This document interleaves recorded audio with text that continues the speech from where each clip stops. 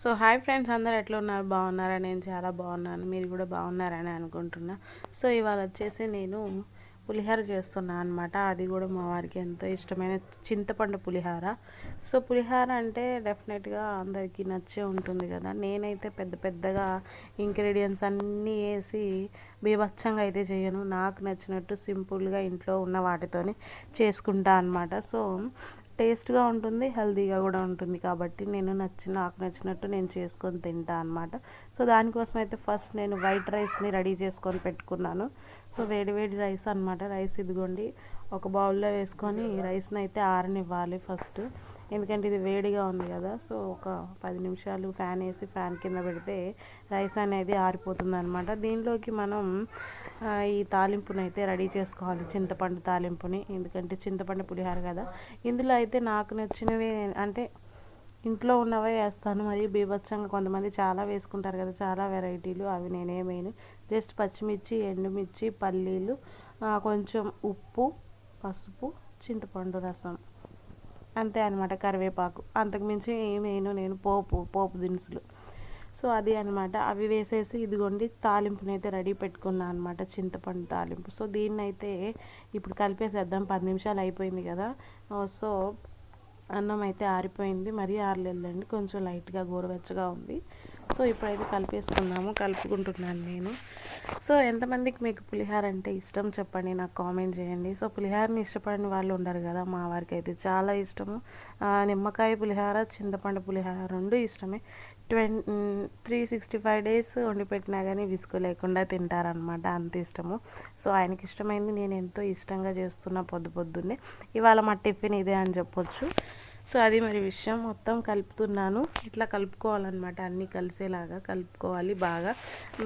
ఈ స్పూన్తో అయితే అవ్వట్లేదు అని చెప్పేసి మళ్ళీ ఇక చేత్తో కలుపుతున్నా. బాగా కాలుతుంది, చెప్పాను కదా గోరువెచ్చగా ఉందని. అందుకని ఇట్లా కలుపుకుంటూ ఉన్నాను అనమాట.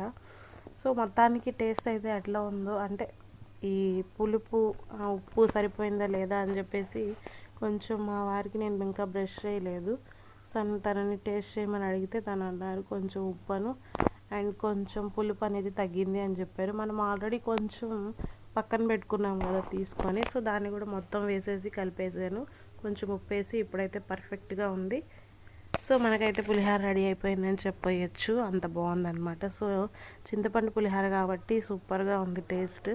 సో మళ్ళీ ఎక్స్ట్రా కొంచెం ఆ చింతపండు మిగిలిపోయింది ఉంది కదా, సో ఆ గుజ్జు మళ్ళీ వేసి కలిపేసిన తర్వాత మొత్తం వేసి కలిపేశాను.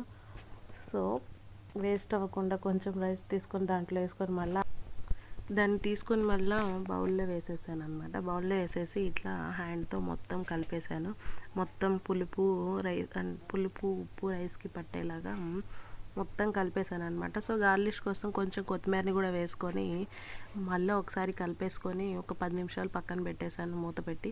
అంటే ఈ ఉప్పు పులుపు అనేది రైస్కి బాగా పట్టాలి కదా, ఎందుకంటే చింతపండు పులిహోర కాబట్టి. ఒక 10 నిమిషాలు అట్లా వదిలేస్తే మొత్తం రైస్కి బాగా పడుతుంది, అప్పుడు మంచి టేస్ట్ వస్తుంది. సో అందుకని చెప్పేసి కొంచెం మొత్తం ఇట్లా కలిపేసి ఒక 10 నిమిషాలు పక్కన పెట్టేశాను అనమాట మూత పెట్టేసి. సో అది ఫ్రెండ్స్, పులిహోర అయితే రెడీ అయిపోయింది. ఓకేనా.